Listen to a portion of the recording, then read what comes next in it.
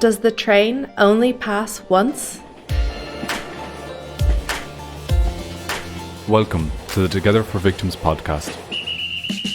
A journey through abundance, plunge and shadow, to new understandings, heights and depths, unexpected discoveries or recoveries. A journey by train around Europe through the complexities of coordinating and harmonising support services for victims of gender-based violence. This podcast is focused on the latest developments in the field of gender-based violence services in the European Union. This journey, shaped by Victim Support Europe, the leading European organisation advocating for the rights and services of all crime victims, explores how 11 partner organisations in the 2Gether4Victims project are working together with one goal: improving services for victims of gender-based and domestic violence.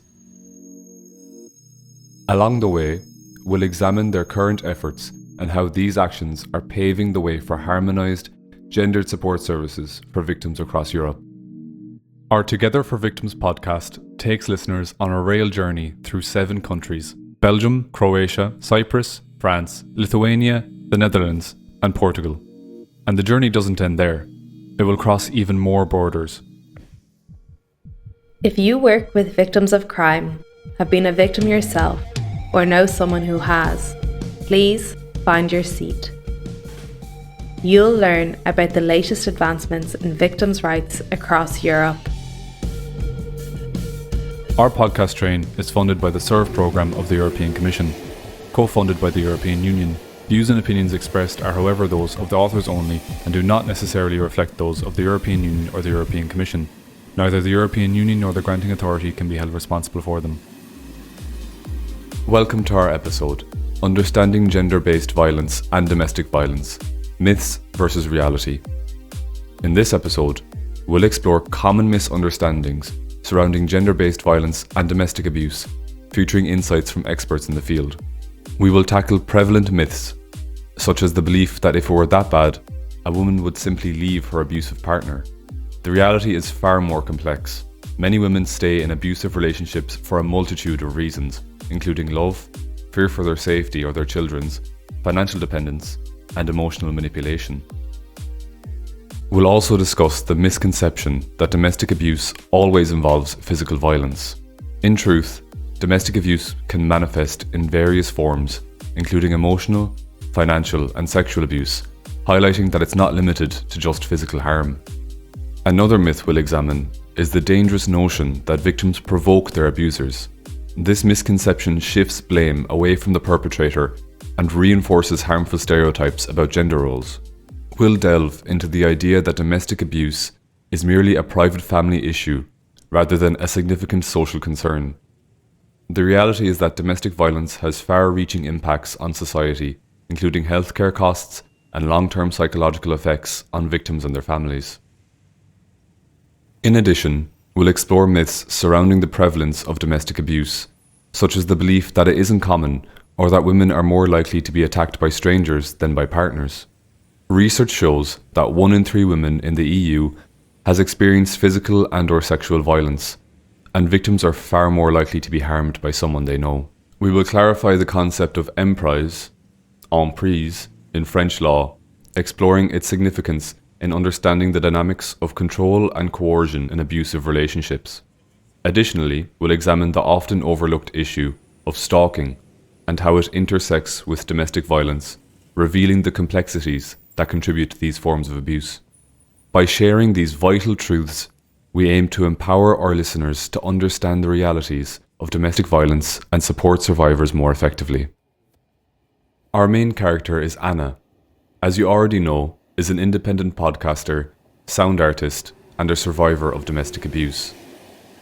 She's travelling by train across Europe to investigate best practices and initiatives that support vulnerable populations, all with the aim of making the world a better place.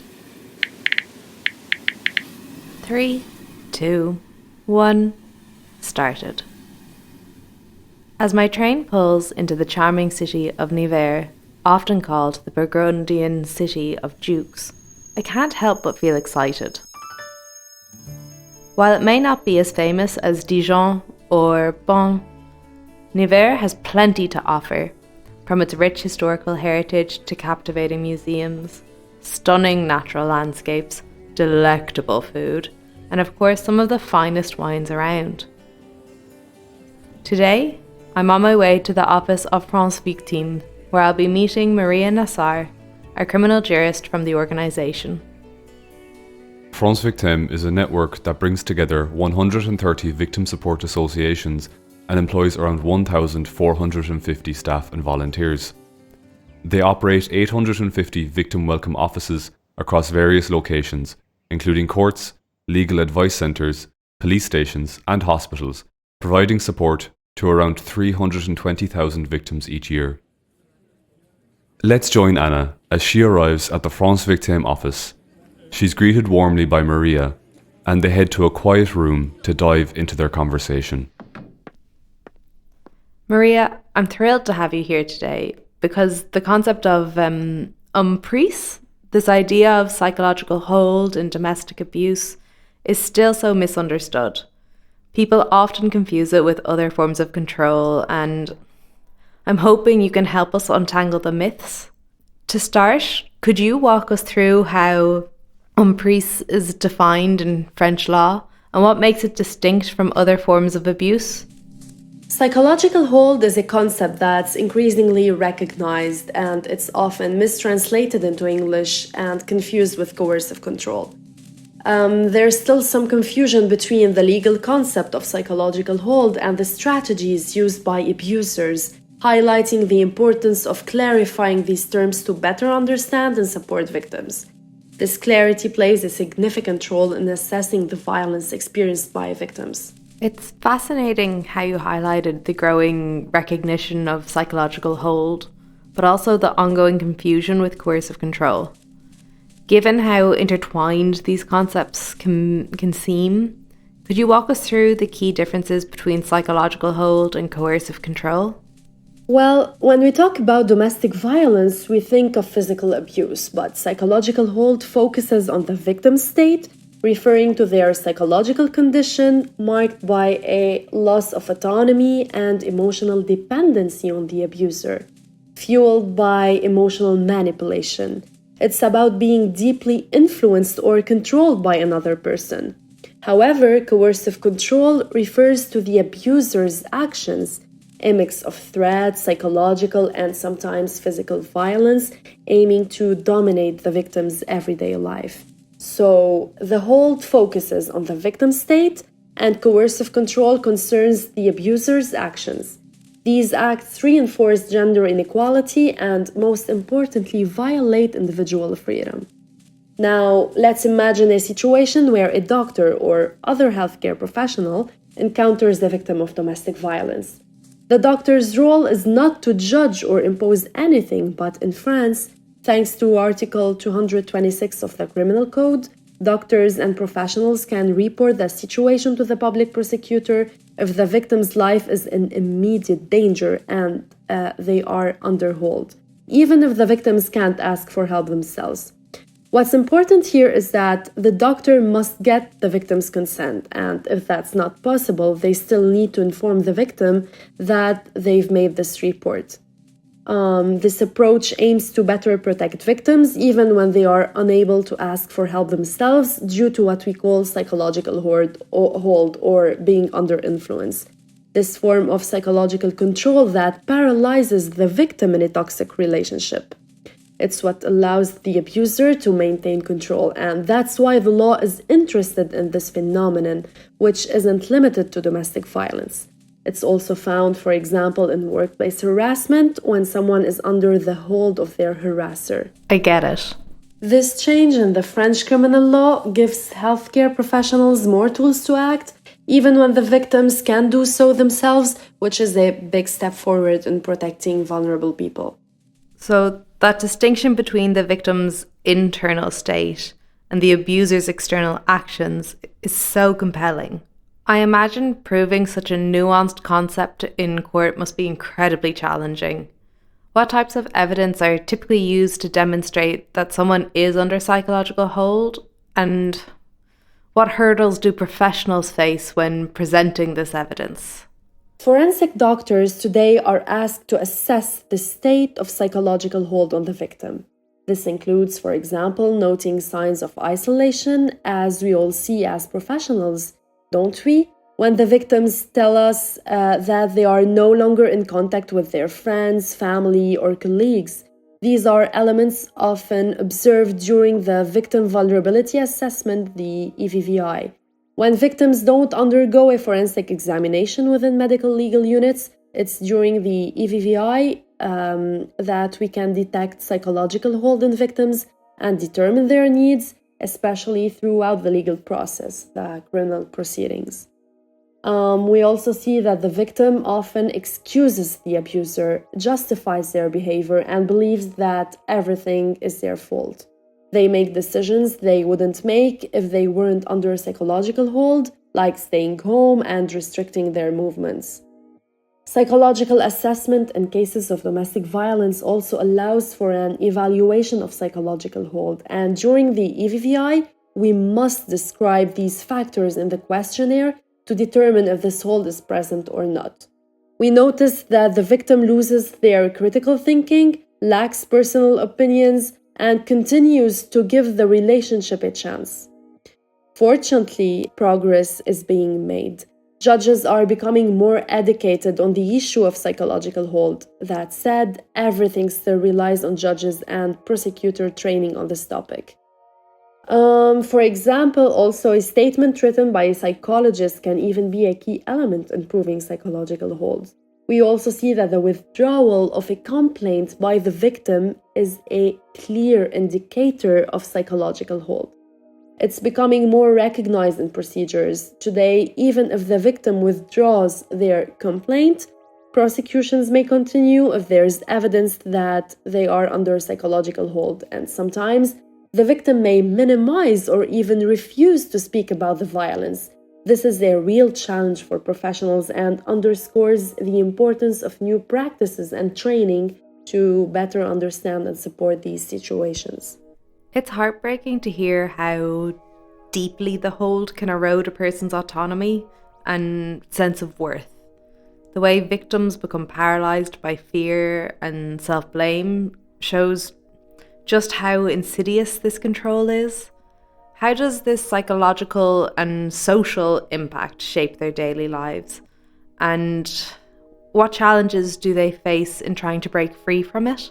Psychologically speaking, the hold is a form of domination by one person over another and can occur in different types of relationships, within a couple, but also in friendly, family, or professional relationships. The dynamics of control are based on a balance of power between dominant and dominated, often so subtle that the victim does not even realize that he or she is under control. But recognizing this reality is the first step out of it, a long, painful, and complex process. For the victim, psychological hold means deep devaluation. They find themselves paralyzed by fear, pressure, and tension to the point where they can no longer think of themselves.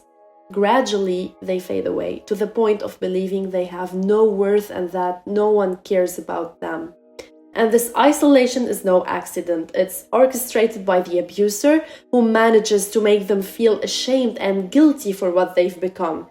And over time, the victims imagine they are responsible for everything that happens, even when they are the ones being assaulted.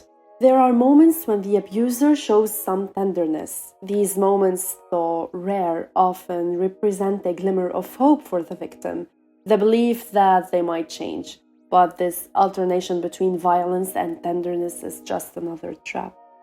Given how widespread and subtle this influence can be, I wonder, are there any typical profiles of victims and perpetrators?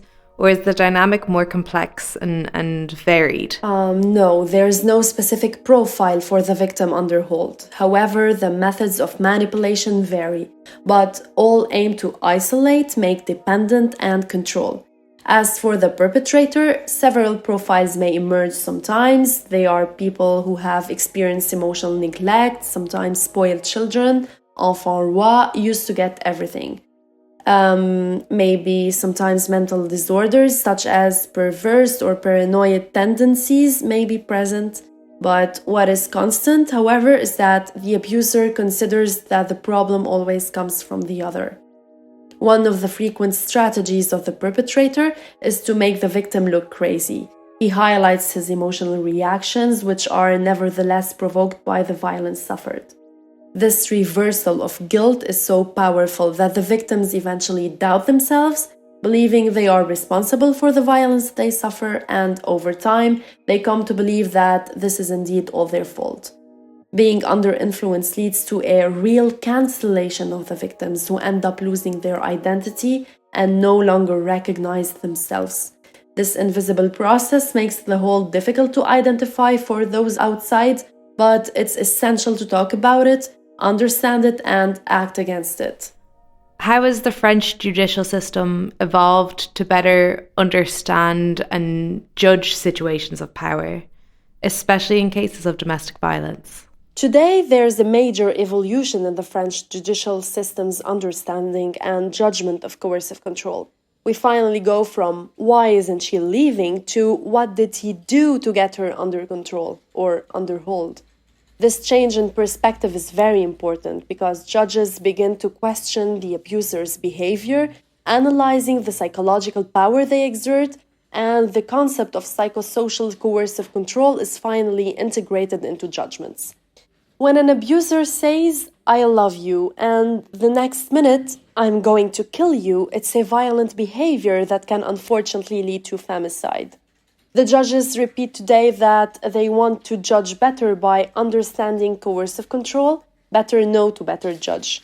This approach aims to understand the underlying dynamics of domestic violence, making justice more attentive to victims.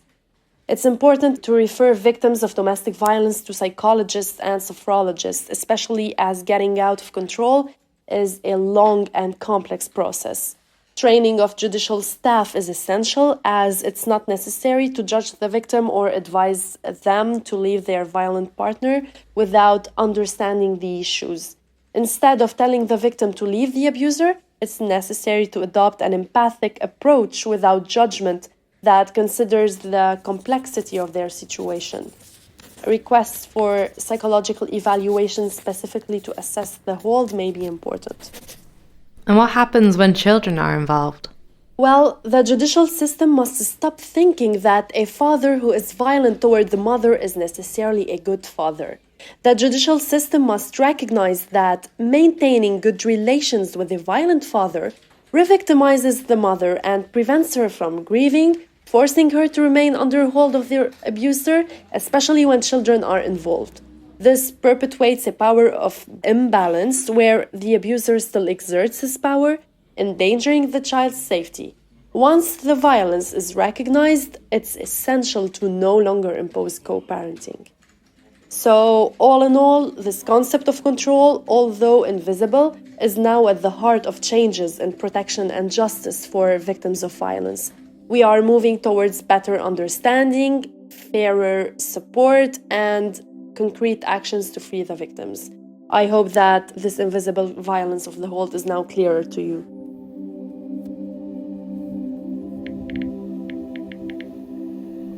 Three, 2, 1, started.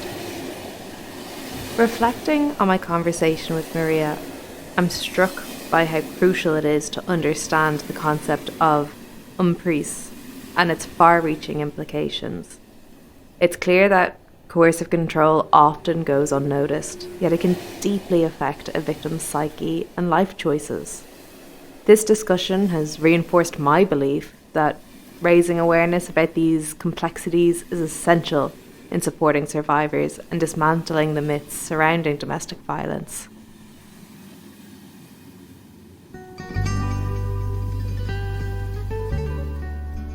Another day, and here I have arrived in beautiful Portugal. Drawn in by the sweet aroma of praline and vanilla, a pastel de nata is calling my name as I make my way to Victim Support Portugal, APAV. I'm thrilled to meet Danielle Contrim, a psychologist who has served as a technical advisor to APAV's board since 2001. Danielle leads the organisation's work on domestic and gender-based violence as well as equality.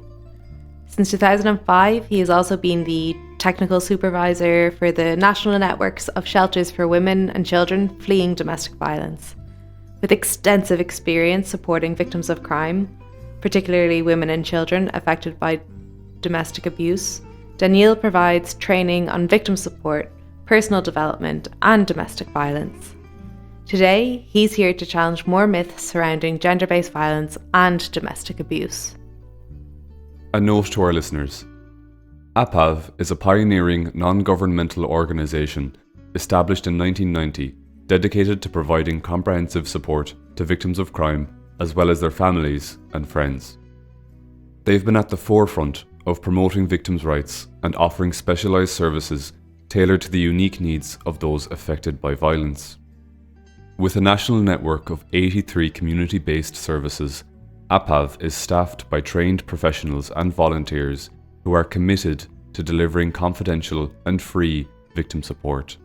Their services range from emotional and psychological support to legal information and practical guidance, ensuring that victims receive holistic care. Thank you so much for having me today, Danielle. Let's dive right in. Can you share with me the underlying roots of domestic and gender-based violence? It's a pleasure to be here talking about the myths, talking about domestic violence and gender-based violence. Firstly, let me tell you about the roots of domestic and gender violence against people, and mostly against women, because we are talking about a problem that affects mainly women in all the world.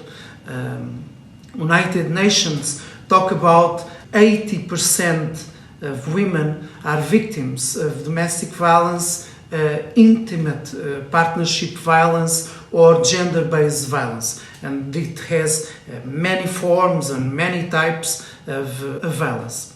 The first, it's a clear violation of human rights, domestic violence and gender-based violence, because your dignity, your freedom, your democracy is put at risk when you are a victim of this type of crimes.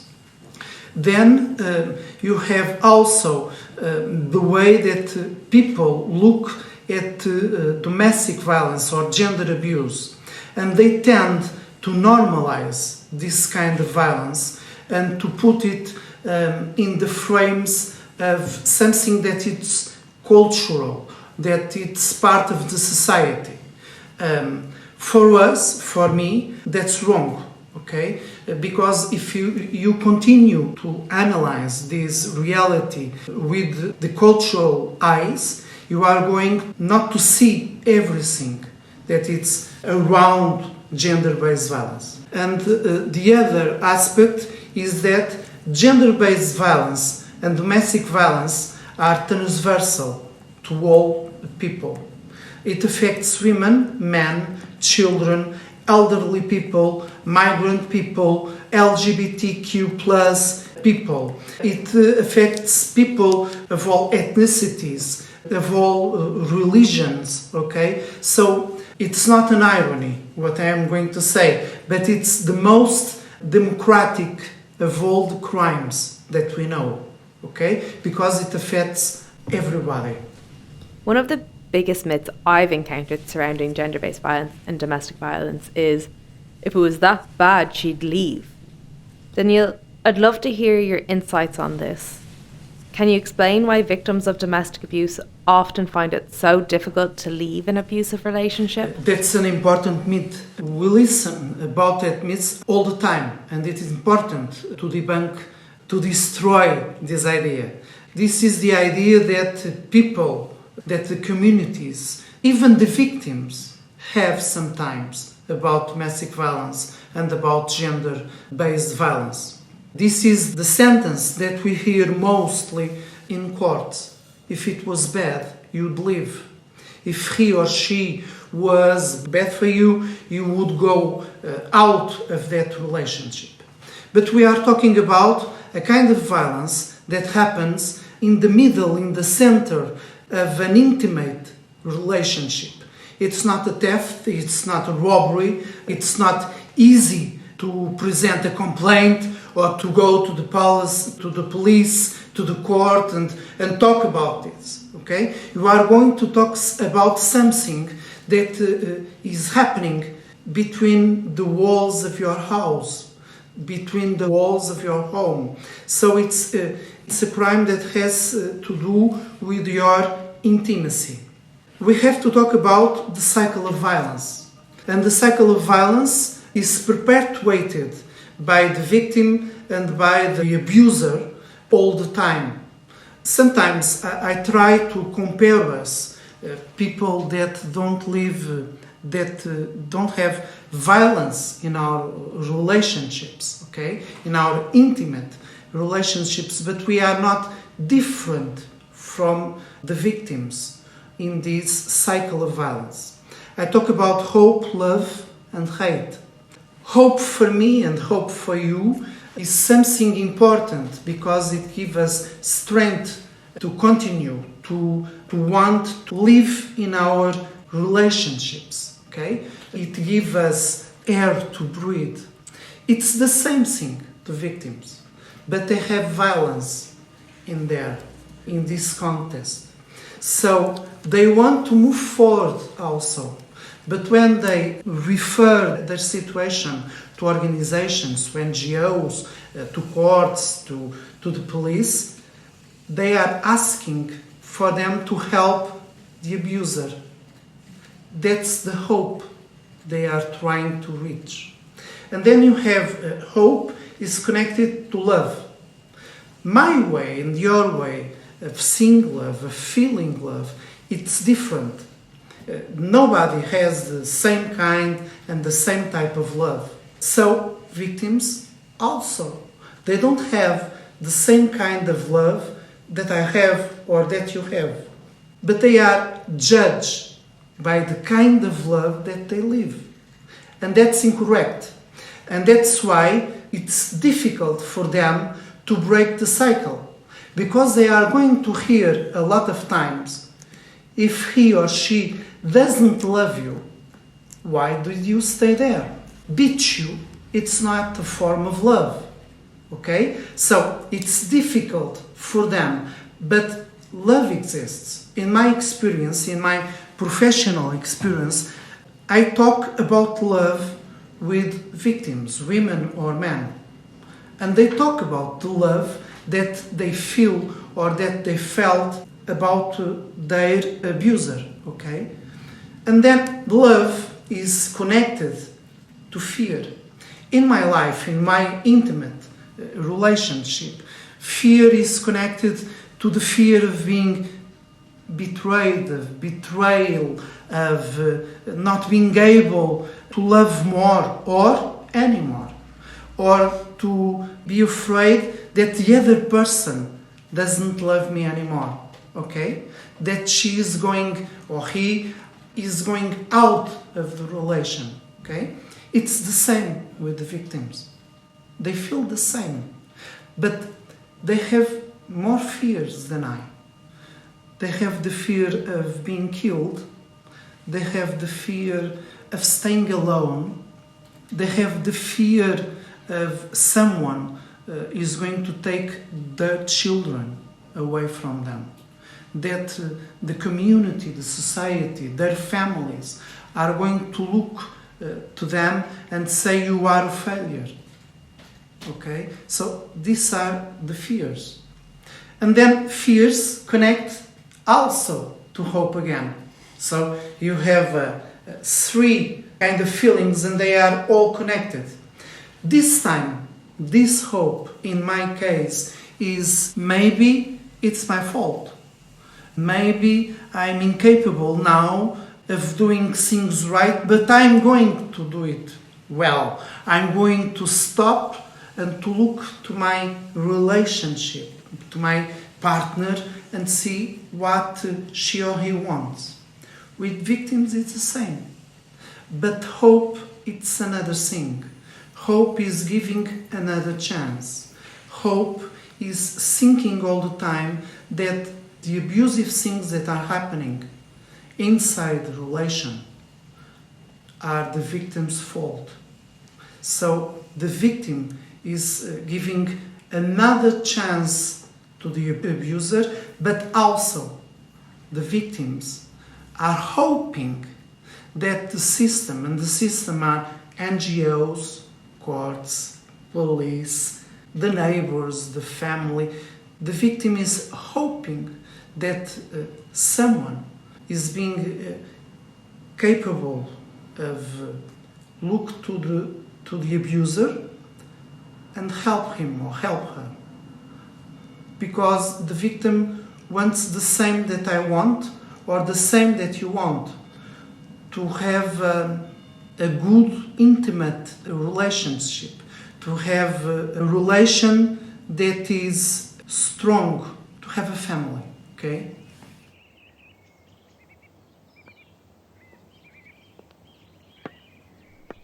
As we've explored these myths today, I'm encouraged by Danielle flipping the script from questioning victims to questioning perpetrators.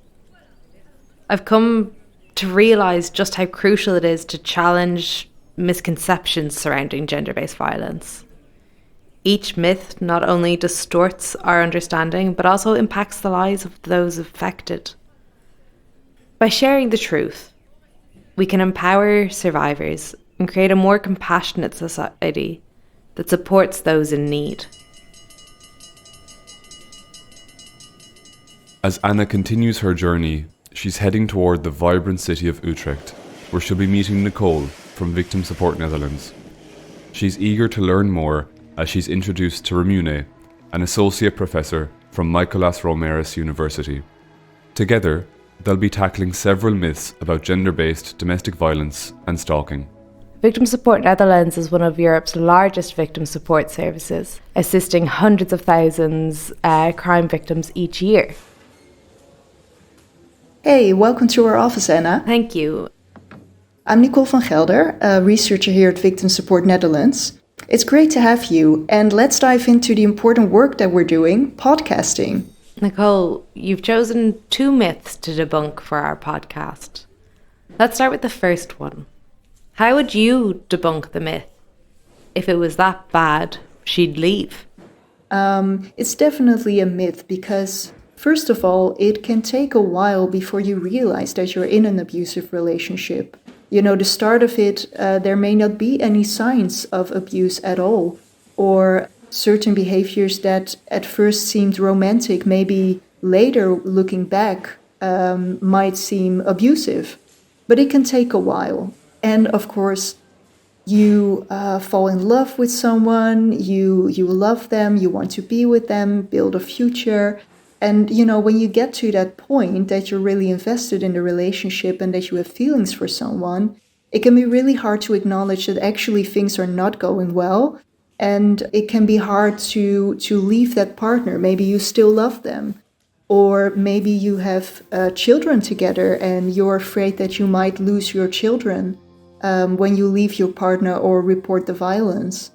Or you feel like your kids have a right to 2 parents. And you feel like if you report the violence, maybe your kids would lose 1 parent if they have to go to jail, for example. And then there are a ton of other reasons. So, for example, feelings of fear. What might happen if I report this violence, this abuse? Will I be believed? Will I get help? Will my partner maybe retaliate when he or she finds out? And also shame, feelings of guilt. And of course, I want to stress this. Victims have nothing to be ashamed of, and they certainly should not feel guilty for what's happening. But these feelings often do come into play for victims. So that can make it very hard to leave if you think it's your own fault, or if you are really ashamed of what's happening, it can be really hard to reach out for help and try and leave that relationship. Also, I hear sometimes from women that they want the violence to stop, but they don't necessarily want the relationship to stop. So that's a different perspective as well. And then it can also be the case that you might not realize that you're in an abusive relationship because your partner isn't physically violent. Or you might not know where you can go for help. You might be financially dependent on your partner. and, don't know how to arrange a new home in that sense. Or you might be dependent on your partner with regard to your residency status. Also, victims can often get isolated from their family and their friends, for example. So they might also feel like they have no one else besides their partner, and then are afraid to leave them because then they don't have anyone else and they don't know where to go either.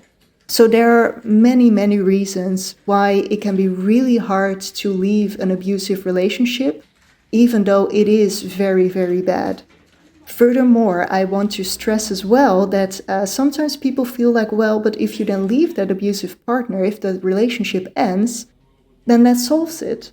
Then the violence will end as well. And unfortunately, that is definitely not always the case. Because when a relationship ends, then sometimes the violence, the abuse can get even worse. For example, if a partner feels like, well, you have no right to leave me and I won't accept that. And they will harass their partners, their ex-partners in this sense, and maybe stalk them. And maybe sometimes, definitely sometimes it even ends fatally for the victim. So it is very important to realize that there are many, many reasons why it can be very hard to leave an abusive relationship. And victims really need our support and understanding. So listen to them without any victim blaming, no judgment. Try to be there for them, even if you sometimes don't understand why they cannot take certain steps. Just let them know that you are there for them. That's most important. Thank you. Now, about the second myth. Domestic abuse always involves physical violence. How do you debunk that one? This is definitely a myth because in reality, intimate partner violence can be experienced in person and online, and it has many phases. So there are various types of violence and abuse that encompass intimate partner violence. So for example, it can be psychological and emotional abuse, also coercive control, stalking, financial and economic abuse, sexual abuse, and then you also have physical abuse. And there are absolutely intimate partner violence situations where there is no physical violence whatsoever, but that doesn't mean that these types of relationships are any less abusive. So it is important to understand that psychological abuse, for example, is not less severe or less serious than physical abuse. And oftentimes in society, we probably have the idea that intimate partner violence needs to be something physical to be violence. But actually, that is not the case. And I've spoken to many women in, for example, the research projects that I've conducted. Those women actually, more of them experienced psychological abuse than that they experienced physical abuse. And they also said that, for example, when they had experienced psychological and physical abuse, some of them had, for example, said that, for example, if they had a broken nose, they knew that would heal eventually. But if someone really wrecked them as a person, their personality, their spirit, their passion, their zest for life, if that was severely negatively affected by the psychological abuse, they said that took them way longer to heal and that they still bury the scars. So it is important to know that actually, just because it isn't physical, that it is less severe for the victim. So yeah, we might often think with the words intimate partner violence, we might often associate that with injuries, wounds, bruises, but please do not forget about the other forms of violence and abuse that are really relevant for victims too, and that they want support for, but sometimes it's hard for them to seek support or report the crime. Because if they feel like, well, if I can show any physical signs, then who is going to believe me? What evidence do I have? Or, for example, if they feel like, well, then I must be experiencing something different than intimate partner violence because my partner doesn't hit me, then it can be very hard for them to know what kind of situation they are in and to understand that actually this is still intimate partner violence, even though your partner doesn't hit you. So it can also increase barriers to seek help if we do not adequately acknowledge that intimate partner violence is not always about physical violence. There are other types of violence that are not physical and that they also need adequate support and help for, and they deserve that. So just be careful, be mindful that there are very different types of intimate partner violence, and be mindful that you don't accidentally, for example, minimize what a victim is experiencing if they tell you that they are experiencing things in their relationships that is, that are not okay, but that are not physical abuse. Because, like I said, the other types of abuse are not less severe or less serious. And people who experience intimate partner violence, whatever type it is, they need our support. Thank you so much, Nicole. Now, Ramunė, could you tell us a bit about yourself and explain why there are so many myths surrounding stalking? Hey, my name is Ramunė Jakstiene. I am an associate professor at Mykolas Romeris University in Lithuania. I will explain you the most prevalent myths related to stalking and will try to debunk them. You may be wondering, why are there so many myths related to stalking? Well, first, stalking is a comparatively new phenomenon on the research agenda and in legislation. Therefore, it is still misunderstood, unrecognized, and misinterpreted. Second, media often links stalking to biased beliefs about risks and victimization. And most importantly, socio-cultural beliefs regarding romantic pursuit, gender roles, and intimacy have also helped to perpetuate commonly held misconceptions about the nature of stalking. Evidence shows that stalking is still often normalized, minimized, and even romanticized through various cultural institutions. Thank you, Ramunė. It's lovely to meet you. Now let's explore the first stalking-related myth. Stalking is just a problem for celebrities. Absolutely not true. This stereotype is supported by sensationalistic media coverage of true stories about superstar stalking. For example, the case of Judy Foster, when her stalker attempted to assassinate the president of USA to impress the famous actress, but research, case law analysis, and statistical data show that anyone can become a victim of stalking. Ramunė, I'm curious to hear your take on this myth. Stalkers are usually strangers. What can you tell us about that? Oh yes, love with a stranger is often romanticized in popular culture. However, according to the data provided by law enforcement, in most cases women report stalking by their ex-intimate partner. Therefore, stalking is a clearly gendered phenomenon. Breaking an intimate relationship is a strong risk factor to experience stalking. Thank you, Ramunė. That's something I haven't thought about before. Can we tackle the next myth? Stalkers tend to be mentally disturbed and dangerous. What do you think of this one? Not necessarily. Stalkers are frequently portrayed as lone, weird, or deranged, obsessed, psychopathic, mentally ill, violent, and culturally deviant individuals, reinforcing the idea that they are easy to identify and avoid. On the contrary, demographic characteristics of stalkers are very diverse, and their behaviors are not always easy to detect and to prove, especially when they employ multiple disguised, manipulative, well-thought-out tactics that are very flexible and shift from one strategy to another.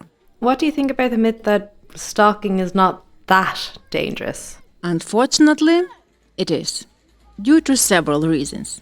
First, stalking is a pattern of repeated behaviors that are always intrusive, harassing, intimidating, usually causing fear, stress, anxiety, inconveniences. Second, stalking tends to escalate.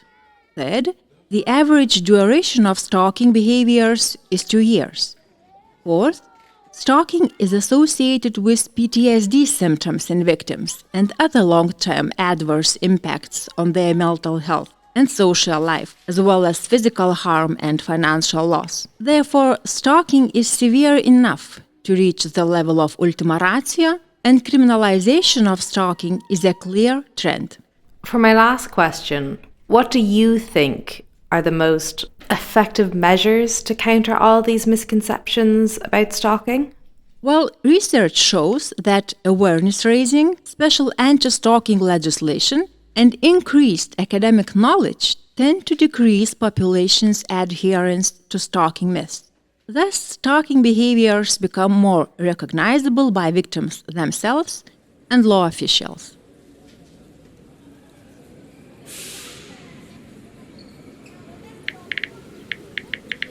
Three, two, one, started. Okay, I just need a moment to reflect on everything I've learned during these days. I'm on the train leaving the Netherlands and my mind is spinning. My conversations with Danielle in Portugal and then with Nicole and Ramunė here in the Netherlands, they left me with so much to think about. When Danielle was talking about why victims don't just leave, it really struck me. The "if it was that bad, she'd leave" myth is so much more complicated than that. It's not just about the victim not wanting to leave. It's about fear, control, emotional manipulation. It's about being trapped.